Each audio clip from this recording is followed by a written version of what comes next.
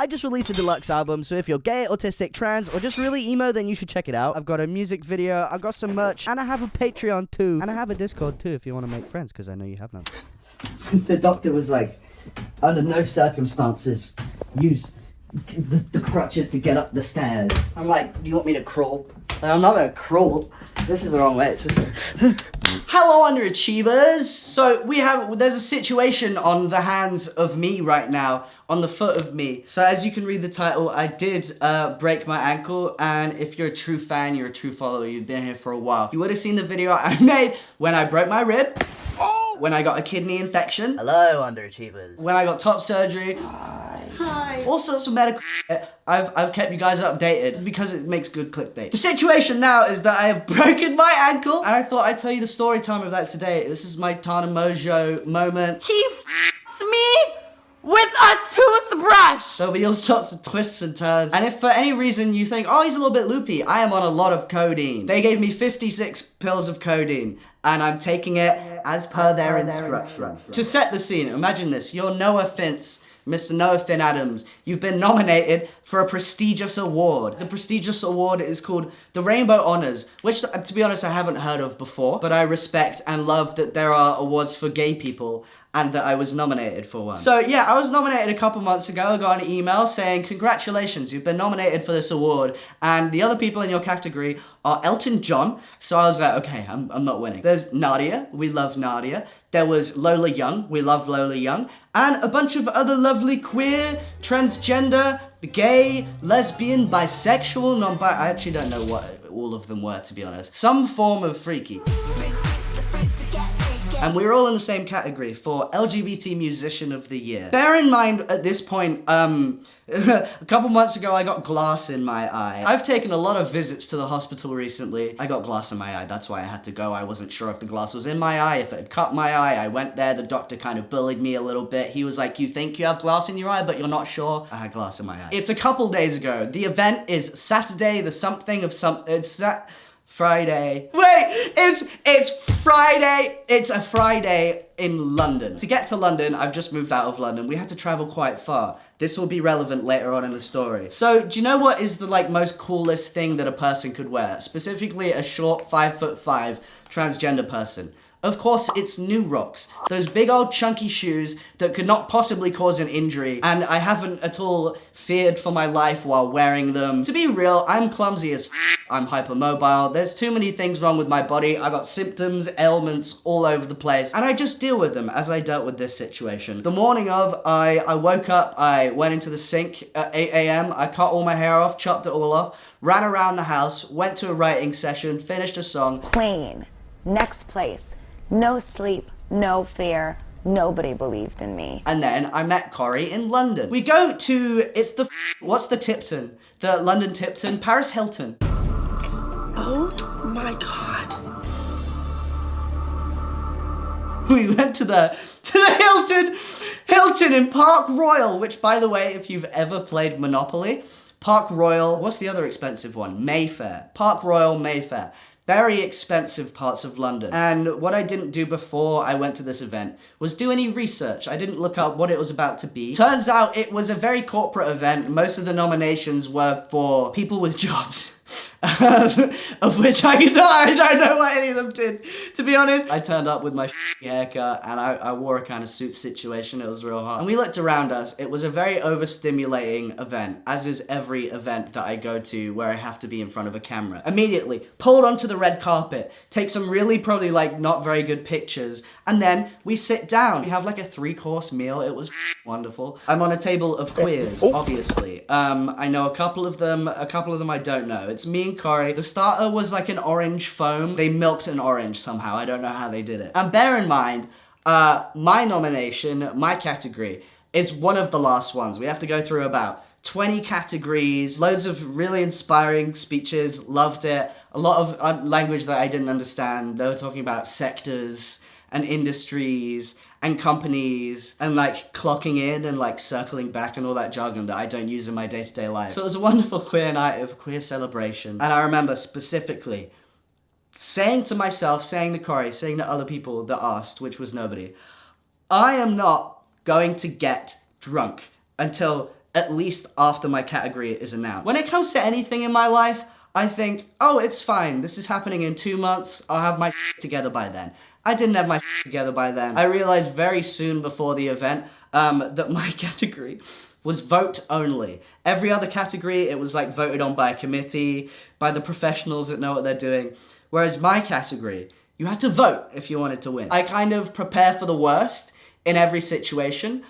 Because if you have a pessimistic worldview and then something goes right, all of a sudden it's like way better than expecting to do well. So long story short, I didn't post the link to vote for me other than the time where I said thank you so much for nominating me. So I knew for sure I was not gonna win, but still there was the odd chance if it was rigged. Rigor Morris, girl. It was Rigor Morris, girl. Who's Morris? We're coming up to my category, and last time I was at an award show, I won. Again, I didn't expect to win, and I hadn't prepared a speech.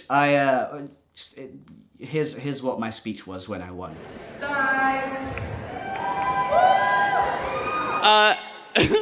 Monkey covering eyes emoji. Thanks. The hosts were like, is that it? And I was like, yeah, I guess. And then they interviewed me afterwards saying, what does winning a Blogosphere award mean to you? And I was like, I don't know. To be honest, I don't know how to answer that question. It means it's nice. I'm starting to get a little bit nervous. I usually don't really feel nerves about anything until right up to the last minute, which is exactly what was happening. Corey was trying to joke around with me. He was, trying to make light of the whole event, the whole situation. He tried to hold my hand at one point, and I batted him away. I was like, no, I can't deal with physical contact right now. This is a big deal. I didn't say that. I just said I was a little bit nervous. I'm just sat there trying to look respectful. It's like I'm at the Oscars and I need to work on my respectful, I lost, but congratulations to the winner face. Jennifer Lawrence, no hard feelings. I was like working up a few things to say. I was gonna bring up the fact that, the point where I felt like proud of what I was doing was my first US tour. I went to Texas and there were Texan kids all over the place, coming to my show, traveling hours, saying they snuck out of the house, saying their parents would disown them if they came, and I was like, okay, this has to be somewhat important, bringing together all these trans kids, these queer kids, these allies. On some of the categories, they had like a runner-up kind of award, except they didn't call it a runner-up, it was like a notable award kind of thing, and I was like, look, maybe if I don't win, which I definitely not gonna win, I might win the runner-up event. Maybe that's like a charity medal kind of situation. They announce runner-up special something award to NOAHFINCE. I was like, oh yay. At that point in the night, I was like, cool, I can let loose. Let loose. I said let loose. This isn't like a general industry event where, to be fair, every industry event, everybody gets drinks. There were free drinks, there were bottles of wine in the middle of the desk, in the middle of the table. I can celebrate winning, oh wait.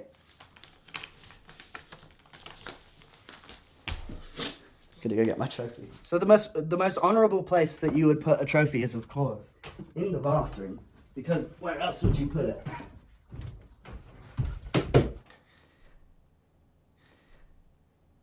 So I was handed this award, Rainbow Honors 2025. I was feeling on top of the world. I was having a great time. I was like, cheers. Let's drink. So, but why didn't I bring it in? I don't know. I was like, here's insert award here. We go to the after party, which is just outside the room that we were in, and turns out you have to pay for the drinks for the after party, and I was like, look, I'm not doing that. I've paid for a ticket to come into London.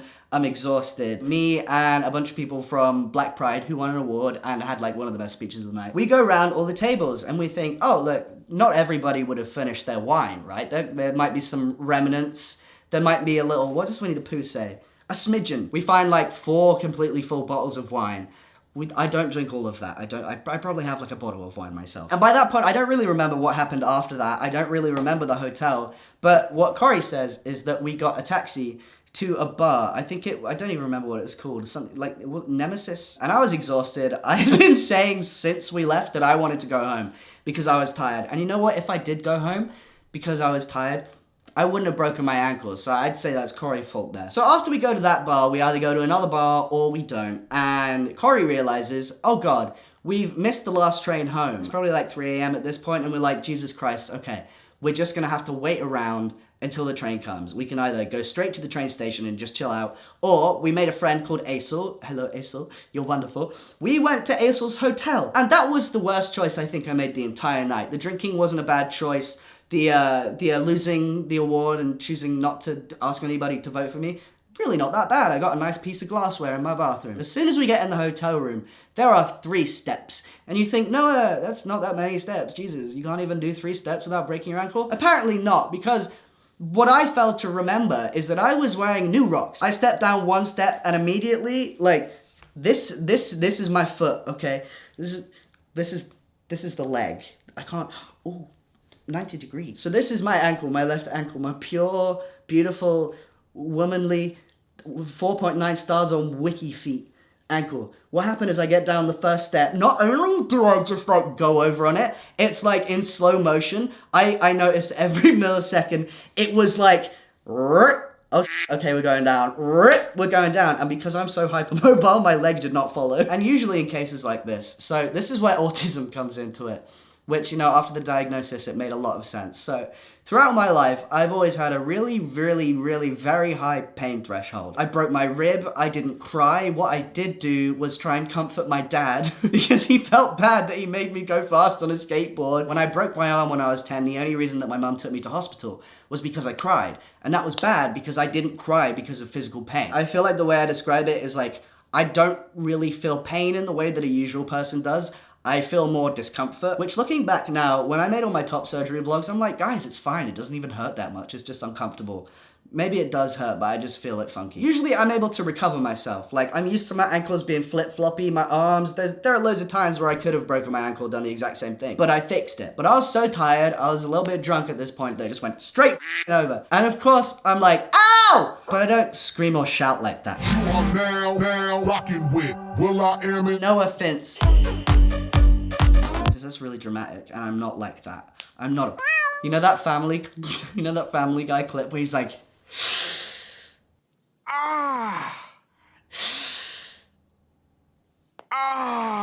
So I do that for about 20 seconds. Corey's like obviously concerned, but he's also aware that like I'm always hurting myself. I got glass in my eye, and instead of running to him, immediately calling the ambulance, I'm at the bottom of the garden. I walk slowly like this, and while he's doing the washing up, I say, Corey, can you look in my eye? I think there's something in it.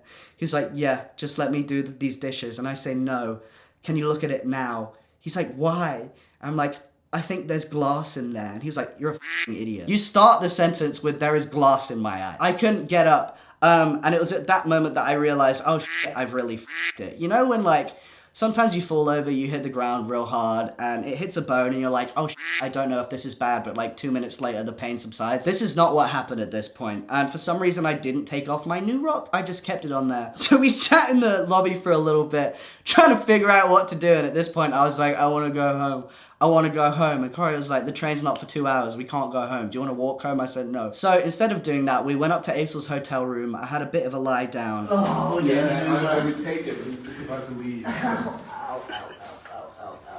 So what happened to you? The stairs happened to me.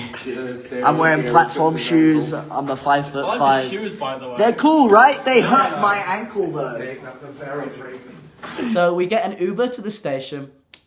I hop and skip. No, I don't. Corey carries me to the platform. I managed to sit through the train. There were lots of very drunk people on the train with me. Because the thing with a broken ankle is that, like, it's an important joint.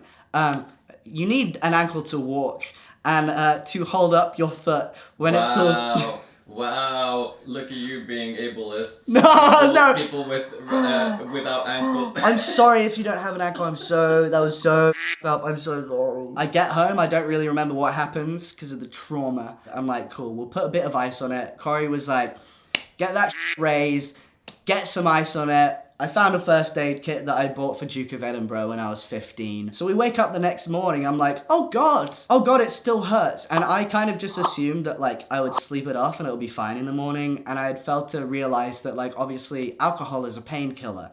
It makes things hurt less. Instead of doing anything about it, I didn't call 111. If you're not from the UK, 111 is a non-emergency NHS phone line that you can call up, ask for advice, and if you need to go to the hospital or A&E, they let you know that that's where you should go. They even book you an appointment. I didn't really do anything. I took paracetamol and ibuprofen. So this was the Saturday, and on the Saturday I was supposed to film a bit of a music video for my song with Pollyanna that is out now. I was supposed to be in the video.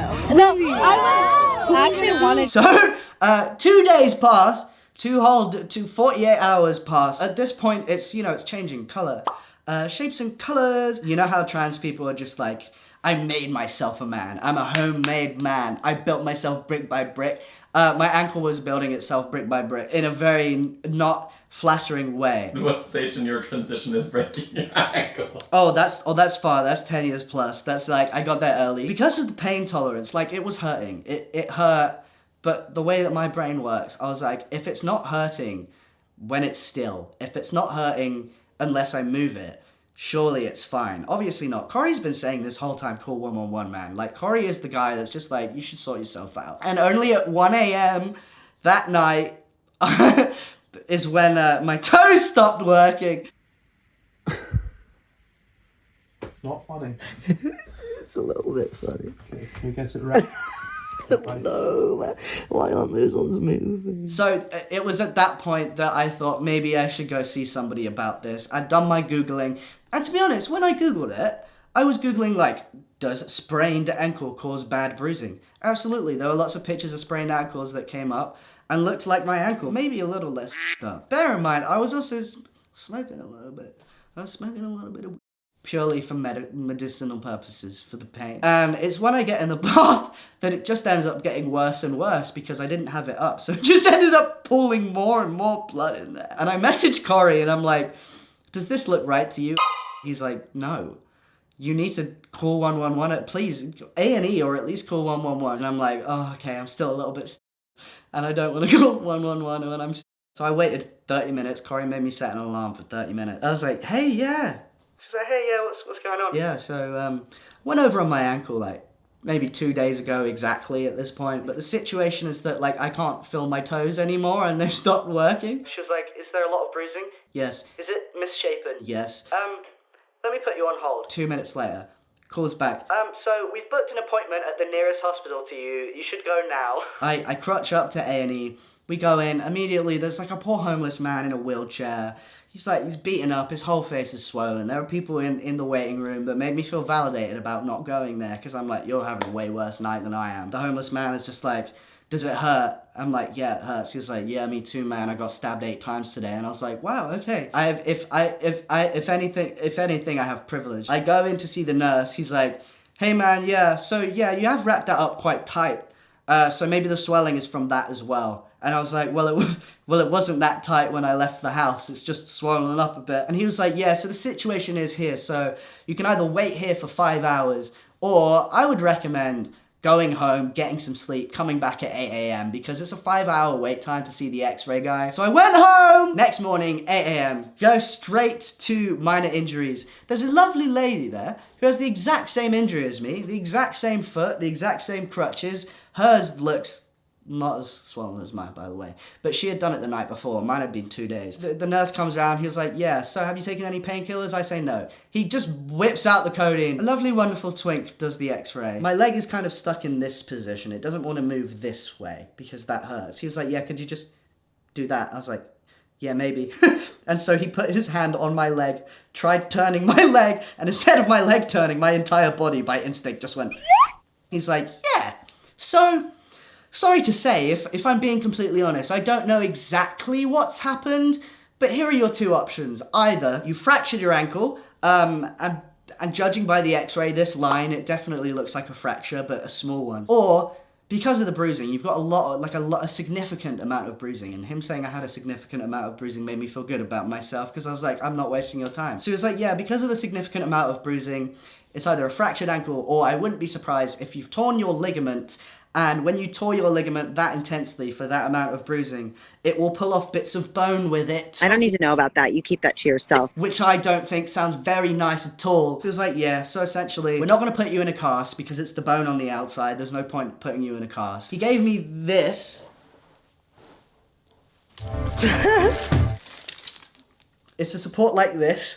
You wrap it around your leg, and the only thing that supports your foot is this little piece of fabric. So he gives me this, and he's like, yeah, so like, when you can, just like start putting weight on it. So that's where the autism comes into play again, because I take everything a doctor specifically says very literally. He said, you know, we find that studies show that these types of injuries heal better with movement. So we don't want to immobilize it completely. If you can move it, if you can walk on it, do it. So what I took from that was, if I can physically walk on my ankle, if I can put weight on it, I should be doing that. He gives me like 56 pills of codeine, which I thought was overkill until I realized, hey, why does my ankle hurt every 4 hours? It's after the codeine runs out. And that's kind of where I am now. I can't really move around much.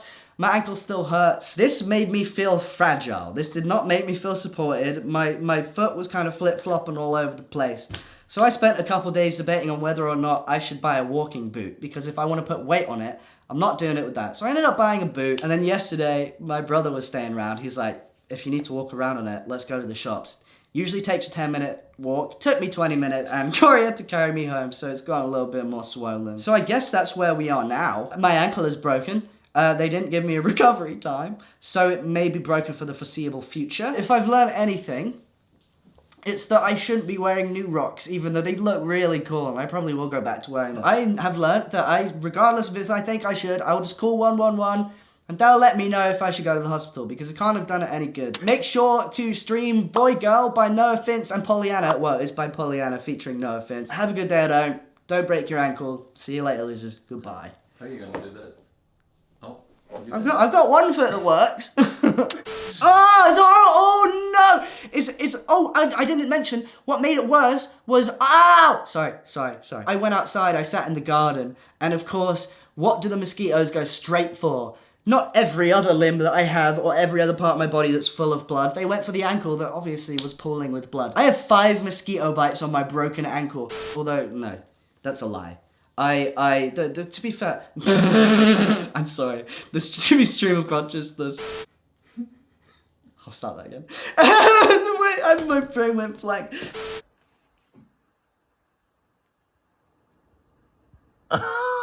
It's disgusting. Very gently, you can do it. Very gently. I don't want to. I wanna scream and shout and